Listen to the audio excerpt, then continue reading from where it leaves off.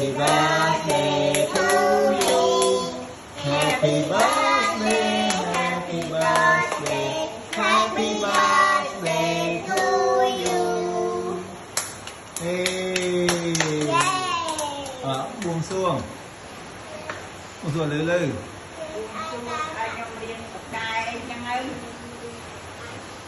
Ôi thư. Đi một cái. Cật nhà viên vây. Lòng. Môi tí bay phong tiền.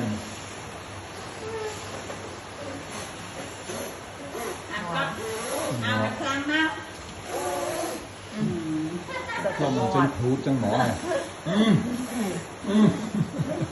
Đi cái đánh mua ơi. Con ta là đại băng thế thuộc ơi. Bằng. Phải. Con ba là ba hơi khô nào. Bình chặt ớt. Bình chặt. Bình chặt à.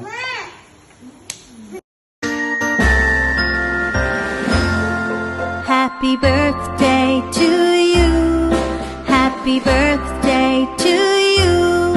Happy birthday.